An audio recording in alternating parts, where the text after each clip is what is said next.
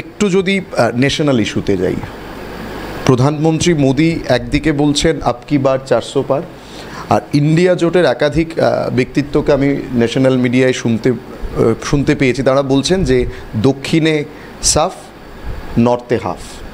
এই ক্যালকুলেশনের দিক থেকে দাঁড়িয়ে প্রধানমন্ত্রী মোদির বক্তব্য সত্য হবে না বিরোধীদের বক্তব্যটা সত্য হতে পারে? এবং একই সঙ্গে এই নির্বাচন বিরোধীরা বলছেন সংবিধান বাঁচানোর নির্বাচন। কেন সংবিধান বাঁচানোর নির্বাচন? না, আপনি প্রথম যেটা বলেছেন, আপনি তো একসাথে তিনটা প্রশ্ন করলেন। প্রথমত নরেন্দ্র মোদী সাহেব অনেক আগে থেকেই বুঝতে পেরেছিলেন এবারকার নির্বাচন তার জন্য খুব সহজ হবে না। তার ভিত্তিটা কি? 2014-তে যে প্রতিশ্রুতিগুলি দিয়ে সরকারে আসলেন, এগুলি কার্যকরী করেননি। 2019-এ এগুলো কেন কার্যকরী করতে পারলেন না তার কৈফিয়ত দিলেন না, না দিয়ে নতুন করে কতগুলি প্রতিশ্রুতি আবার নিয়ে হাজির হলেন। এবং এটা তিনি বুঝতে পারছিলেন যে এই প্রতিশ্রুতিগুলি মানুষ সেভাবে গ্রহণ করবে না। পুলওয়ামার ঘটনা যদি না ঘটত, সেই যে আবেগ তৈরি করে মুসলিমদের বিরুদ্ধে বিদ্বেষ সৃষ্টি করে পাকিস্তানকে টার্গেট করে ভোটারদের মধ্যে ধর্মের ভিত্তিতে যে পোলারাইজেশনটা করবার সুযোগ নিলেন, তাতে তাকে 2019-এর নির্বাচন পার হয়ে যেতে সাহায্য করেছে।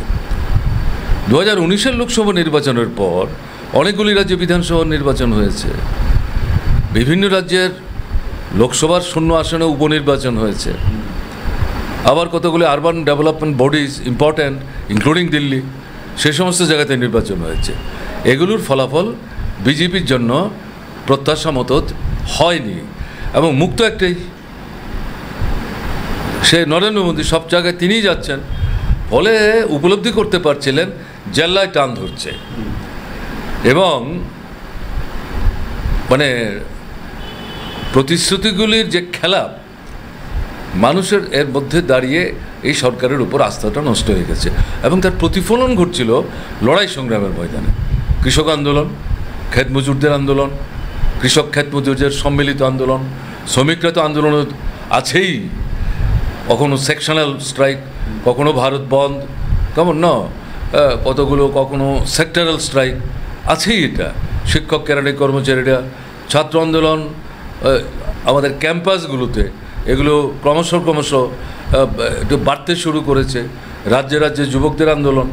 ফলে সবটা মিলিয়ে এটা বুঝতে পারছিলেন যে না, পরিস্থিতি পরিমণ্ডলটা খুব একটা সহায়ক না। এতে তার দলের নেতৃত্ব, অর্গানাইজার্স, সাধারণ কর্মী, তাদের মনোবলে যে টান ধরছিল এটা তিনি বুঝতে পারছিলেন।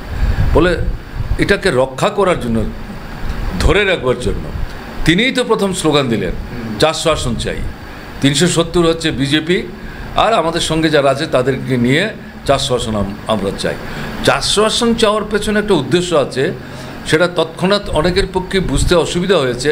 পরবর্তী সময়ে নরেন্দ্র মোদীর বা আরএসএস বিজেপির পলিটিক্যাল লিডারশিপের যে ফিলিং থেকে 400 হিসেবটা, এটা ওই নিচু তলার মাঝারি স্তরের নেতৃত্বকে দিয়ে আস্তে আস্তে পাবলিকের সামনে আনার চেষ্টা করেছে, তাতে প্রতিক্রিয়া হচ্ছে। হাওয়ার এখন যেটা দেখা যাচ্ছে যে 400-র কথা বলেছেন, 370-এর কথা বলেছেন, কিন্তু আমি খুব পেছনে যাব না। প্রথম দফার যে ভোট হলো 102-19-এ, তাতে যা জেনারেল অ্যানালাইসিস, এবং বিজেপি তারা সরকারে আছে, তাদের নানা ধরনের মেকানিজম আছে, অনেকের চাইতে এই ব্যাপারে তারা বেশি পারদর্শী হয়ে উঠেছে। এই সময় টাকার তো কোনো অভাব নাই, কারণ ইলেকশন বন্ডই তো আছে। তো এই জায়গাতে তারা বুঝতে পারছে যে বিষয়টা তো ভালো দিকে যাচ্ছে না, অর্থাৎ অনুমানটা যেটা ছিল অনেকটা তাই মনে হচ্ছে। ফলে দেখবেন এই প্রথম দফার ভোটের পর 400 বলে না, 370-ও বলে না, বিশেষ করে আমি বলছি, আমি এর পেছনে যাচ্ছি না। এখন এই জায়গায় এদের টার্গেটটা হচ্ছে, লক্ষ্যটা হচ্ছে বিভ্রান্তি তৈরি করা, বিকৃত বক্তব্য উপস্থিত করা, সত্যের অপলাপ করা, অসত্যের আশ্রয় নেওয়া, প্রধানমন্ত্রীর মতো অবস্থানে থেকে এগুলি নেওয়াটা কিন্তু সঙ্গত না। আমাদের দেশের মানুষ স্বাধীন ভারতবর্ষে প্রধানমন্ত্রীদের এরকমভাবে দেখতে অভ্যস্ত না, যেটা বর্তমান সময়ের মানুষ এটা চাক্ষুষ করছেন। তো এটা হচ্ছে আসলে হতাশার লক্ষণ, দুর্বলতার লক্ষণ, শক্তির লক্ষণ না, এবং নিজেরাই নিজেদের উপর আস্থা রাখতে পারছেন না। তো ন্যাচারাল তার মানে নিচের স্তরে এটা পার্কুলেট করতে আরম্ভ করেছে। উল্টো দিক থেকে যেটা বলছেন যে প্রতিপক্ষ যারা, তারা আবার বলছে দক্ষিণে সাফ, উত্তরে হাফ। আমি মানে এগুলো তো তারা বলছে, এটাও মানে নির্বাচনী লড়াইয়ে শাসক দল যদি একটা অবস্থান নেন, প্রতিপক্ষরা তারাও একটা অবস্থান নেবেন। আমি ওইরকম দিক থেকে বিষয়টা দেখছি না।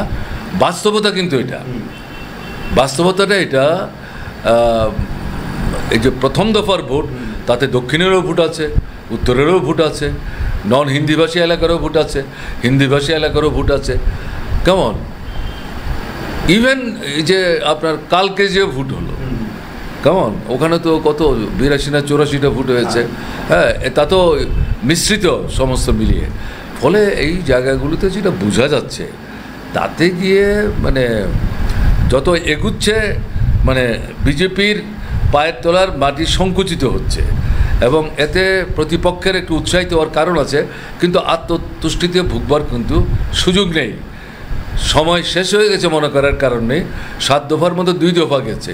আমি আবার বলছি, পুলওয়ামার ঘটনা, এরা কি করবে বোঝা বড় কঠিন। এবং এই যে কংগ্রেসের ম্যানিফেস্টো, এটা নিয়ে যেভাবে বলছে, এখন কংগ্রেসের তরফ থেকে কাউন্টার অফেন্সিভে যাওয়ার চেষ্টা করছে ভিমেন্টলি। তো সব দলই ইলেকশন ম্যানিফেস্টো দিচ্ছে। তো এককভাবে বিরোধীদের মধ্যে কারোর পক্ষে নিজস্ব শক্তির জোরে সরকার তৈরি করার মতো অবস্থানে সবাই বুঝছে, কিন্তু বিরোধীদের মধ্যে যারা এই সম্মিলিত মঞ্চে এসছেন, তারার অধিকাংশ রাজনৈতিক দলই তাদের নিজস্ব যে ম্যানিফেস্টো, এটা তারা দেওয়ার চেষ্টা করছে। তো সবাই যার যার ম্যানিফেস্টোর পক্ষে দাঁড়িয়ে কথা বলছেন, কিন্তু আমাদের দিক থেকে যেটা বলার, সেটা হচ্ছে আত্মতুষ্টিতে ভুগলে চলবে না, হাওয়ায় ভেসে বেড়ালে চলবে না। লক্ষ্য রাখতে হবে শাসক দল, তারা মানে শেষ পর্যন্ত তো চেষ্টা করবে ক্ষমতায় টিকে থাকতে, এবং কেউই চট করে ক্ষমতা ছাড়তে চায় না। অতীতের অভিজ্ঞতাও তাই, ইতিহাসের অভিজ্ঞতাও তাই।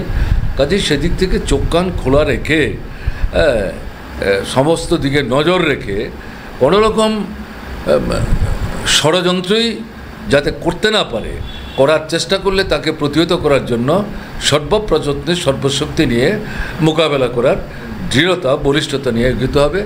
এবং এটা হতে পারলে পর যা পরিবেশ পরিমণ্ডল লক্ষ্য করা যাচ্ছে, এবং এটা আসলে বিজেপির পারফরমেন্সেই এই অবস্থাটা তৈরি করে দিয়েছে সব দিক থেকে। বলে এটা তার পরাজয় নিশ্চিত করা মোটেই কঠিন না, এবং বিজেপিকে হারানো যায় না যে স্লোগানটা একসময় উঠেছিল, এটা বিজেপির কর্মীরাই এটা এখন বিশ্বাস করে না, আর প্রধানমন্ত্রী তো নিজেও বিশ্বাস করেন না। এটা হচ্ছে ঘটনা। আর আপনি সর্বশেষে যে তৃতীয় প্রশ্ন করলেন যে কেন সংবিধান বাঁচানোর প্রশ্ন আসছে, কেন দেশ বাঁচানোর প্রশ্ন আসছে, একটা দেশ থাকলে তার সংবিধান থাকবে, সংবিধান ছাড়া একটা দেশ চলবে না। এই সংবিধান দেশকে পরিচালনা করতে সাহায্য করে। আমাদের দেশের সংবিধান স্বাধীনতা সংগ্রামের সবচেয়ে গুরুত্বপূর্ণ ফসল। আমাকে যদি বলেন তাহলে তো আমরা এই সংবিধানের সব ব্যাপারটাই খুশি না, কিন্তু তারপরও সামগ্রিকভাবে দেশের সংবিধান গ্রহণ করা হয়েছে। এখন এই সংবিধানে সংসদীয় গণতান্ত্রিক ব্যবস্থার কথা বলা হয়েছে, ধর্মনিরপেক্ষতার কথা বলা হয়েছে, যুক্তরাষ্ট্রীয় ব্যবস্থার কথা বলা হয়েছে, এবং এই সাথে জনগণকে বাদ দিয়ে তো দেশ না, জনগণকে বাদ দিয়ে তো সংবিধান না। জনগণের বেঁচে পড়তে থাকার জন্য, তার যে খাদ্য, বস্ত্র, বাসস্থান, শিক্ষা, স্বাস্থ্য, এগুলির জন্য যে তার আয় উপার্জন, অর্থনৈতিক বিষয়, এগুলির প্রশ্ন সংবিধানে নানা ধরনের নির্দেশিকা আছে। এই সবগুলির বিরুদ্ধেই আরএসএস নিয়ন্ত্রিত বিজেপি সরকার আপনার নরেন্দ্র মোদীর নেতৃত্বে একের পর এক আক্রমণ সংগঠিত করছেন, এবং মানুষের মনের মধ্যে যে সন্দেহটা তৈরি হয়েছে, যেটা এই 400-370-এর সঙ্গে মিলিয়েও অনেকে দেখবার চেষ্টা করছে, যদি এদেরকে পরাস্ত করে না যায়, কোনো কারণে যদি মানুষের ভুলের সুযোগ নিয়ে আগের পরপর দুবারের মতো যদি সরকারে চলে আসে, সম্ভবত এটাই ভারতবর্ষের শেষ নির্বাচন। তার অর্থ হচ্ছে এই সংবিধানটাকেই পাল্টে ফেলার চেষ্টা করবে, একদলীয় স্বৈর শাসন, ফ্যাসিস্ট সুলভ দৃষ্টিভঙ্গি নিয়ে কার্যকরী করার চেষ্টা করবে।